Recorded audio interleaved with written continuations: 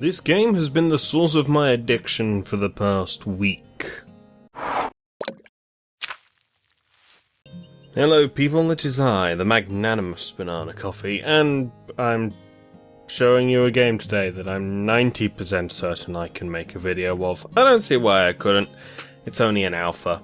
A couple of years ago I backed a game on Kickstarter, named Eco, which is this, under the pretense that it's basically Minecraft with politics and actual ramifications, which sounds completely boring, but trust me, it's actually quite interesting. So the main thing with Minecraft is that you build a house, you fight monsters, and you do all that nonsense, which is boring, because it is. And that's it, you just kind of have a good time. But in this, it's different. A best example would be this. My lovely little trench that I have made. It's a road, for reasons I'll explain later. Ignore the floating grass, it's kind of weird and... yeah, kind of assumes that these are full squares. They're not. It edges over. Because terrain. The earth is also rather small, so there's a lot of curvature.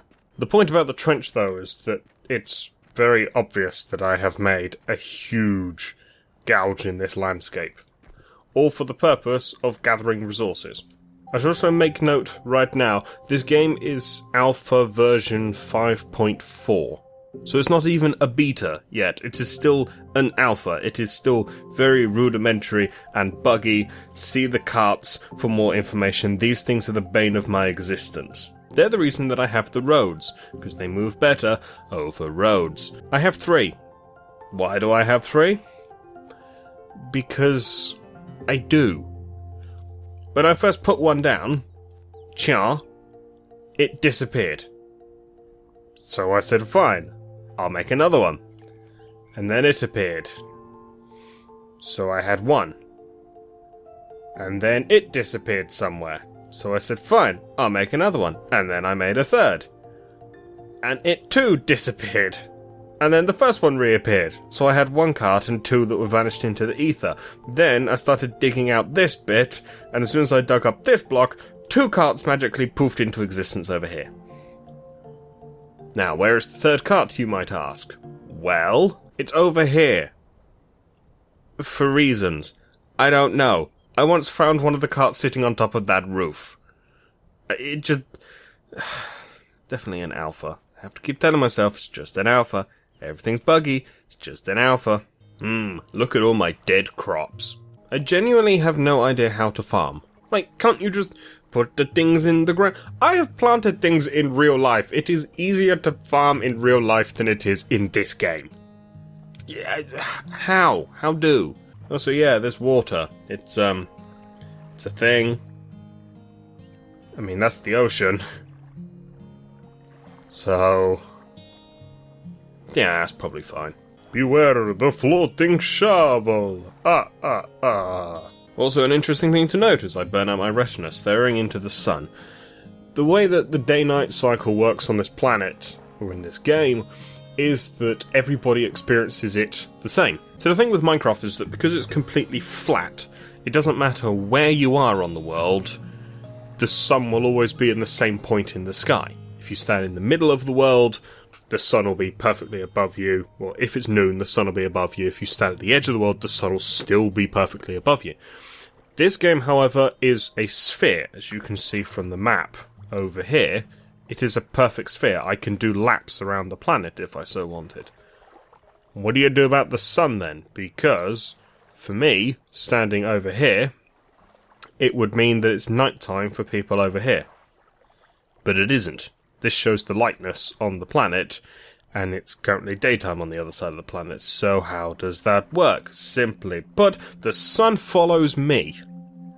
So if I stand here, if I were to chase the sun, I would never catch up with it. It would continue to set even though I'm running towards it. Which I think is kind of cool. It means you can also watch the shadows move as you run to and fro things. See the shadow on the wall? Circle it me. See how it's not even on the edge of that lip? And if I run towards it, it suddenly is. And then if I run away, it suddenly isn't. And it's creeping up the house. It's because the sun is following me. Which I think is quite a clever way of doing things. Good job, eco devs. or dead. I don't remember if it's one guy or many. It's probably many. This is an ambitious game. Now, the reason this game has ramifications is because when you do stuff, other things can happen. I mean, there are no way to replant trees. Not that I know of, anyway. They just kind of start magically regrowing. Which is fine, I guess, unless you cut down half a forest to make your own little house. Which I did. You also can't get rid of things. In Minecraft, you have too many things. You can either spit the chunks out and then they disappear after a while, or you throw them into lava. That doesn't happen in Eco. If you dig out a quarry, or a mine, you need storage to put the things. Like, a lot of storage. I have so much crap. Now, the environmental effects. Now, these are probably the main features of Eco. If you do something, there can be environmental costs. You cut down an entire forest, the wildlife that inhabits it won't be there anymore. If you cut down the forest, there'll be no more elk. If there are no more elk, the wolves won't have anything to eat. And if the wolves don't have anything to eat, they die. That's how this game works. Creatures are constantly reproducing to increase their numbers and eating things to decrease the numbers of something else. Herbivores obviously eat the grass, therefore they're not really impacting much, but for the carnivorous ones, they're having to eat the herbivores, or potentially other carnivores. So it's a constant, delicate balance. When one increases, the other will increase to match it. But if one decreases, the other will decrease. But look, I'm sure you learned how to do the whole food chain. It's basically that in a game. It's fun. Because I'm playing on my own, that's not a problem for me, because it's physically impossible for me to go around hunting every single bison, or elk, or wolf, or fox, or pheasant, or whatever.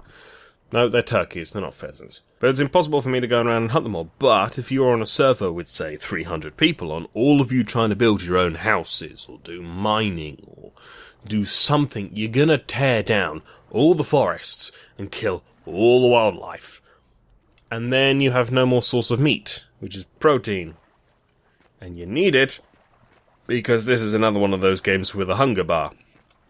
Except it's not hunger, because I've gone AFK on this game for about 2-3 hours in real time, and the calorie bar at the bottom didn't depreciate at all. It only depreciates when you actually do things. Which is kind of fine. This is just another one of those games that doesn't understand how to do hunger bars. One day we'll get it. One day. Day-night cycle's pretty. And there's the moon. That has its own phases and cycles, which is nice. The moon can also be in the sky at the same time as the sun. You know, like in real life. Oh, that's not the moon. That is an asteroid, or a meteorite. I forget the semantics. That is a giant floating rock in space.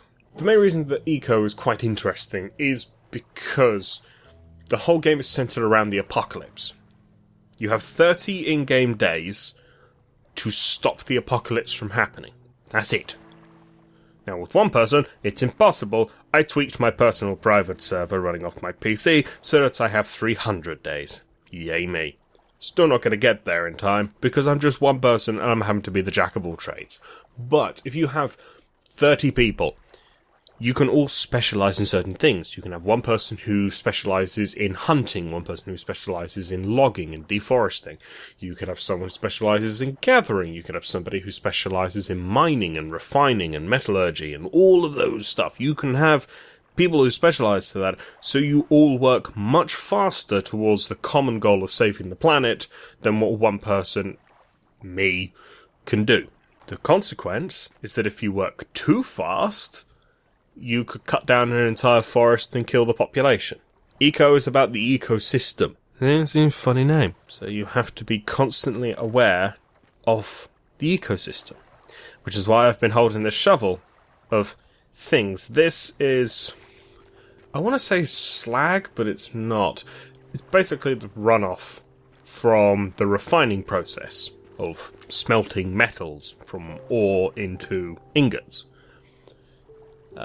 It's a real thing, although there are more complicated refining processes in real life that produce this. The actual process produces gases. That's another thing we'll get onto.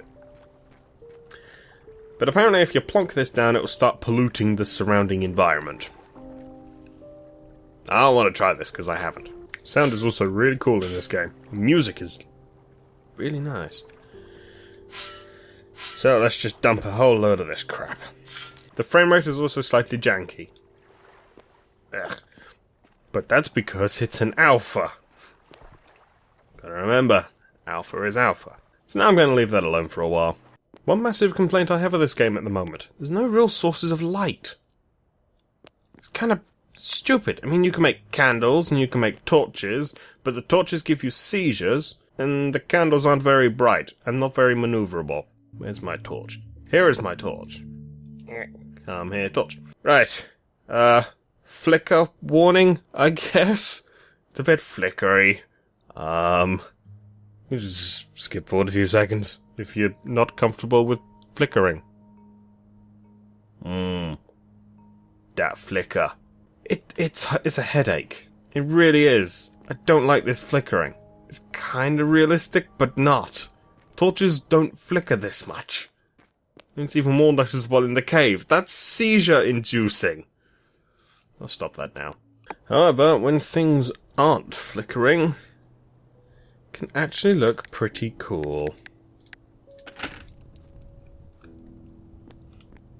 Yeah.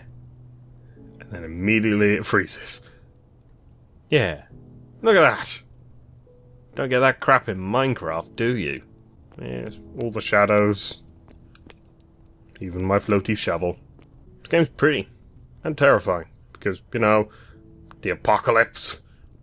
Apparently it's not just going to be a meteorite. If I remember reading correctly, there's going to be other things, like solar flares, I think.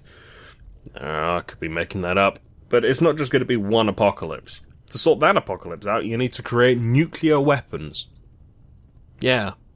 That implies there's uranium lying around, but for some reason, I can't get the cart to the bottom of that mine shaft before it just poofs back onto the surface. Watch this magic. Boop! Yeah. I don't know. Look how cool that is. This game's pretty. Now we're going to show you how glitchy the carts are.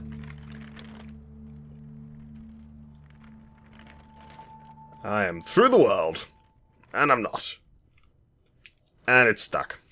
Yep, I'm not going to spend 20 minutes freeing you. I'm just going to leave you there. I'm going to do that eventually. Not now. Eventually. I feel like I had a lot more to say about this game, but to be honest, a lot of what I have to say are complaints because it's an alpha. There are a lot of things that need to be improved with this. The house building is fine. I guess building a roof is something. It's the lack of lighting, but that's just missing content at the moment. There's the grass that overhangs, but again, that's an alpha issue. There's the fact that once your calorie meter dips to 0, you don't instantly die from starving. You just can't do anything until you eat more. But again, alpha, that's an actual feature that's coming, I wouldn't say soon, but it's coming. The fact you can't replant trees, but again, that's just early content. This is a proof of concept. Would I say pick it up now? Not unless you, I don't know, with a group of friends and you all wanted to work towards it, or you wanted to play on one of the servers that's up. Because there are many servers that are available, but there is a way you can actually make your own private server where it's just you. I wouldn't recommend it. It's completely boring, even though the soundtrack is gorgeous. And the visuals are gorgeous, even if the frame rate's a bit stuttery at times. The problem with working on your own is that you have to be a jack of all trades, and in this game you cannot be a jack of all trades because it means things take a million times longer to do. I've had to upgrade mining stuff so I can mine it a bit more efficiently. I've had to upgrade the fact that I can smelt stuff, that I can bake things, that I can cook up meat, that I can make houses better, well, cut down wood more efficiently. I've had to do a lot, and it means putting a point in every category rather than putting all the points in one category to make you really efficient at doing one thing. And unfortunately, it just slows the game right down. That's why it's day 76, and I have pretty much nothing to show for my progress. In Minecraft, you'd be able to whip that up in about 30 minutes. I have been playing this game and clocked up nearly a week to do this. Yeah. Speaking of the skill system, time to get confused.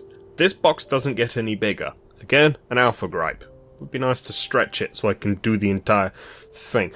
But there are all kinds of skills. You only start off with a few of them. Research, survival, and civics. Civics is basically policies. That's another thing I need to get onto. Survival is how to tackle the wilderness. And research is research. They're all self-explanatory. They all have their own tech trees, which again can't be zoomed out. Alpha gripes. But you put points into them, and it unlocks things. So I've had to do stonemasonry to get this lovely house. I've had to do metallurgy for the ores. Engineering. I forget why I did engineering, but I've had to do it. Culinary for food. Carpentry for the wood stuff. And then there's agriculture. It's a lot. I've had to do a lot and spread the points over. But if you didn't have to do that because you were with many people, it wouldn't be a problem. To get the skill points required to unlock them, you need to have a healthy diet. Which I guess is advice for life, except you can't actually level up in life. Which sucks. Healthy diet is balanced on, how much carbohydrates, protein, fat, and vitamins you're getting, which are all related from different food groups or whatever. You can collect berries and eat them that are high in vitamins, have some carbohydrates in, but they have no fat and protein. But you eat meat and it's just fat and protein. So you need to balance it out, and the more balanced it is, the better multiplier you get for earning skill points, and the more points you get per day. I happen to have pretty much the highest rate you can get. I mean, they're slightly unbalanced at the moment, but that's pretty much the best you can hope for. But it's taken me a while to get there. For the first day of the game, because I couldn't really hunt very well, and because... By the way, when I say day, I mean my day real time, not the first in-game day. Those don't last very long. My first actual day, I basically spent the entire thing AFK because I was waiting for skill points to arrive so that I can upgrade things. See, it's bad to play on your own. Don't make the same mistake I did. Don't be antisocial. Be antisocial. It's more fun. Well, except this game. Boring. These are some of the local residents. Stop jumping. These are bison. Just 'cause. There also happen to be hares running around.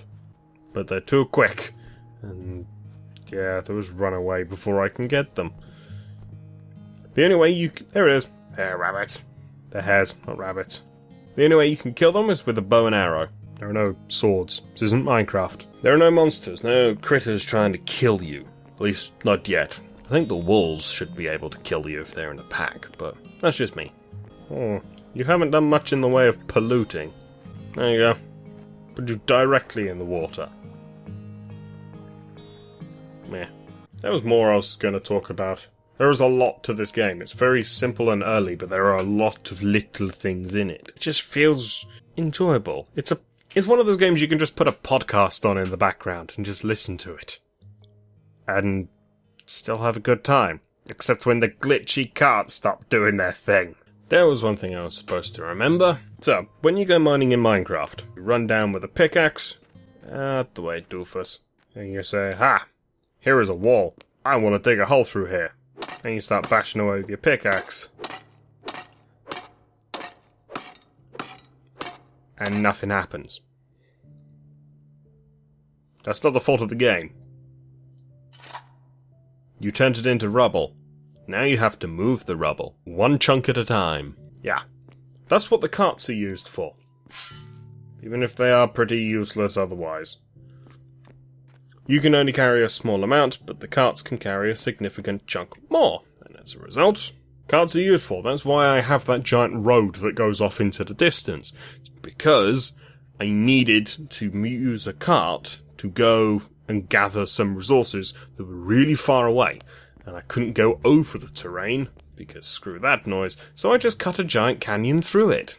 It's weird just walking forwards in this game because of how small the Earth's circumference is.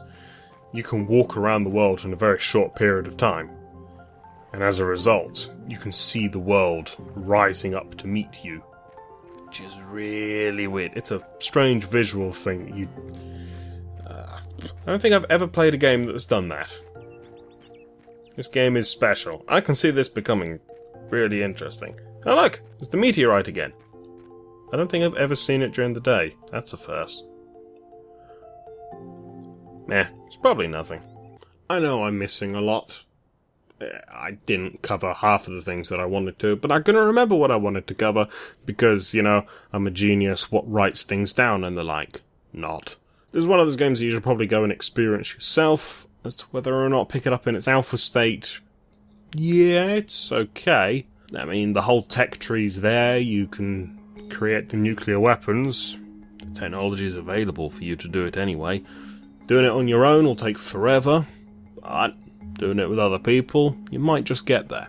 Link to the site in the what's-my-jig. And yeah, I'll probably play this game again when it's gone into beta, just to see what new features it has and how it's updated. I'm going to be playing this for months, but it'll be interesting to see how it develops. And then again, once it finally becomes a fully fledged released game. It's up to you whether or not you want to part with the cash. It's $30 though. Kickstarter games are expensive. Side note, if for some reason the dev happens to be seeing this, or somebody who knows who the dev is sees this, few ideas, like a compost heap. This game is about the environment and stuff. How about growing crops with compost? You know, when you cut down a tree, all the branches come off. Why not gather them and make compost out of them? Or a horse-drawn cart. Put horses in. Or, in chests, put a little bar at the side, or a readout that says how full it is. Because I get really frustrated when I go up to a chest, and I can't put anything in it, but there's still space in there for me to put things in. A readout would be nice. Just small things, yeah. But then again, I've no idea what you're developing. You could already have thought of all of that. Or not. And I've given you the next best thing. Wow. Do what you want, it's your game.